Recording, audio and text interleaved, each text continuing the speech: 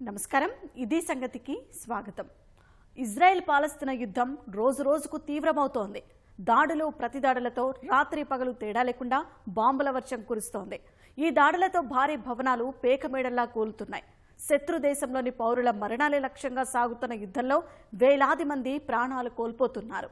గాయపడిన వారి ఆర్తనాదాలతో ఆ ప్రాంతాలన్నీ హృదయ విదారకంగా మారుమోగుతున్నాయి. ఇజ్రాయెల్ అష్టదిగ్బంధనం చేయడంతో ప్రజల ఆకలి కేకలు, ఆర్తనాదాలతో గాజా మారుమోగుతోంది. విద్యుత్ ఉత్పత్తి కేంద్రం మూతపడి చీకట్లు అలుముకున్నాయి. మరికొందరు బందీలుగా మారి ప్రాణాలు అరచేతిలో పెట్టుకుని జీవిస్తున్నారు. మరి ఈ రణం ఎక్కడి వరకు? యుద్ధం పట్ల ప్రపంచ దేశాల వైఖరేంటి?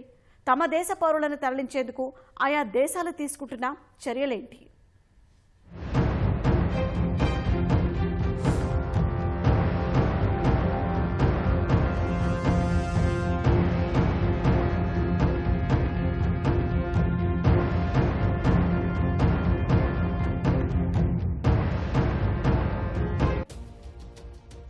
అక్టోబర్ 7న ప్రారంభమైన ఇజ్రాయెల్ హమాస్ యుద్ధం ప్రపంచ చరిత్రలో మరో అధ్యాయాన్ని మిగులుస్తోంది.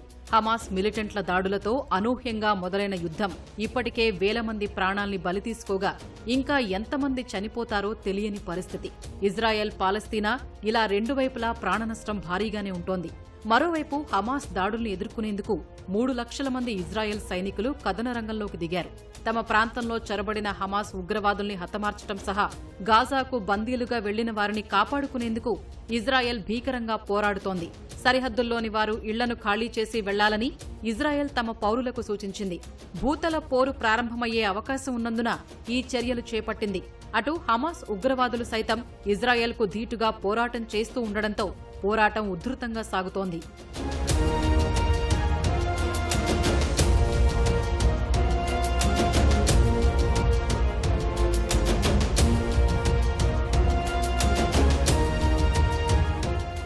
గాజాలో విద్యుత్, ఆహారం, ఇంధన సరఫరాలు ఇజ్రాయెల్ నిలిపివేసింది. జనరేటర్లతో నడుస్తున్న కార్యాలయాలు, ఆస్పత్రులు ఇంధనం కోసం అల్లాడుతున్నాయి. ప్రస్తుతం నడుస్తున్న ఒకే ఒక్క విద్యుత్తు ప్లాంటులో ఇంధనం నిండుకుని అంతా అంధకారం నెలకొంది. ఐరాసా సేవా సంస్థ ప్రకారం గాజాలోని ఆస్పత్రుల్లో మందులు నిండుకున్నాయి.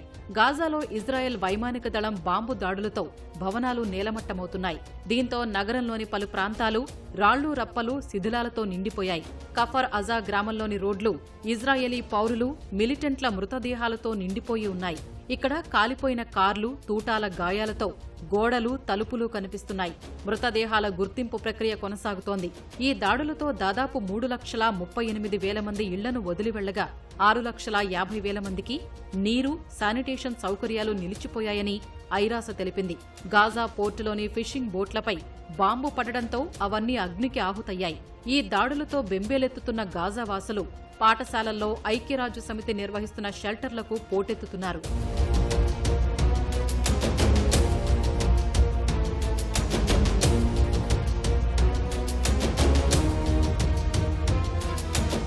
ఇజ్రాయెల్పై దాడి చేసిన హమాస్ మిలిటెంట్ల చేతుల్లో దాదాపు 100 మంది బందీలుగా ఉన్నట్లు ఇజ్రాయెల్ డిఫెన్స్ ఫోర్సెస్ ప్రతినిధి రియర్ అడ్మిరల్ డేనియల్ ప్రకటించారు. వారిని నడిపించే వరకు గాజాకు విద్యుత్తు, నీరు లేదా ఇంధనం ఉండదని ఇజ్రాయెల్ ఇంధన మంత్రి కాడ్జ్ స్పష్టం చేశారు. మరోవైపు బందీలుగా ఉన్నవారిని క్షేమంగా విడిచిపెట్టకపోతే హమాస్ మిలిటెంట్లు మూల్యం చెల్లించుకోక తప్పదని ప్రధాని బెంజమిన్ నెతన్యాహు హెచ్చరించారు. దాడులు కొనసాగుతుండగానే వెస్ట్ బ్యాంక్లోని ఇజ్రాయెల్ సెటిలర్లు 2 పాలస్తీనియన్లను చంపినట్లు పాలస్తీనా ఆరోగ్య శాఖ ప్రకటించింది. హమాస్ దాడుల్ని ఖండించిన అమెరికా ఇజ్రాయెల్కు అన్ని రకాలుగా అండగా ఉంటుంది. దీనికి సంబంధించి ఇప్పటికే ఇజ్రాయెల్ సమీపాన భారీ అణ్వాయుధాల్ని మోహరించింది. హమాస్ దాడిలో దాదాపు 25 మంది అమెరికన్లు ప్రాణాలు కోల్పోయినట్లు యాంటనీ బ్లింకెన్ ప్రకటించారు. తన జీవితంలో ఇలాంటి మారణహోమాలు చూస్తానని ఊహించలేదని అమెరికా అధ్యక్షుడు జో బైడెన్ ఆవేదన వ్యక్తం చేశారు. కాగా ఇజ్రాయెల్కు సానుభూతి తెలిపేందుకు అమెరికా విదేశాంగ శాఖ మంత్రి యాంటనీ బ్లింకెన్ ఆ దేశ ప్రధాని సహా ప్రతినిధులతో భేటీ అయ్యారు. దాంతోపాటు యాంటనీ బ్లింకెన్ శుక్రవారం నాడు పాలస్తీనా అధ్యక్షుడు మహమ్మద్ అబ్బాస్, జోర్డాన్ రాజు అబ్దుల్లా టు అమ్మాన్తో కలవనున్నారని అగ్రరాజ్యం ప్రకటించింది.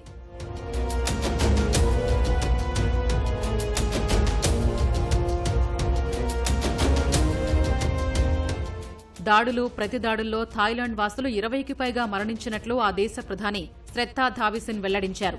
ఇజ్రాయెల్లో చిక్కుకున్న తమ దేశ పౌరుల్ని సురక్షితంగా తరలించేందుకు అన్ని రకాల చర్యలు తీసుకుంటున్నట్లు శ్రెత్తా థావిసిన్ ప్రకటించారు. ఇజ్రాయెల్కు సాయంగా ఉంటామని ప్రకటించిన జర్మనీ అందుకోసం 2 హెరోన్ డ్రోన్లను ఇజ్రాయెల్కు పంపించింది. గాజాను ఇజ్రాయెల్ దిగ్బంధించటాన్ని తుర్కీ అధ్యక్షుడు రెసెప్ తయ్యుప్ ఎర్డోగాన్ ఖండించారు. ఐరాస సైతం ఈ యుద్ధం పట్ల ఆవేదన వ్యక్తం చేస్తోంది. ఇజ్రాయెల్ పాలస్తీనాలో చిక్కుకున్న 18,000 భారతీయుల్ని స్వదేశానికి తీసుకొచ్చేందుకు కేంద్ర ప్రభుత్వం చర్యలు చేపట్టింది. ఇందులో భాగంగా ఆపరేషన్ అజయ్ పేరిట ప్రత్యేక కార్యక్రమాన్ని ప్రారంభించింది. ఇందుకోసం ప్రత్యేక విమానాలు నడుపుతుండగా అత్యవసర సహాయక కేంద్రాలను ఢిల్లీ, టెల్ అవీవ్, రమల్లాలో ఏర్పాటు చేసింది.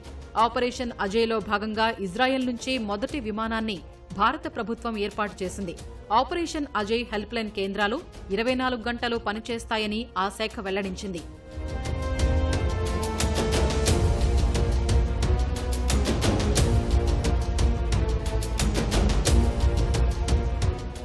ఇజ్రాయెల్ పాలస్తీనా మధ్య తలెత్తిన యుద్ధం ప్రపంచ ఆర్థిక వ్యవస్థపై తీవ్ర ప్రభావం చూపనుందని ఐఎంఎఫ్ ప్రకటించింది.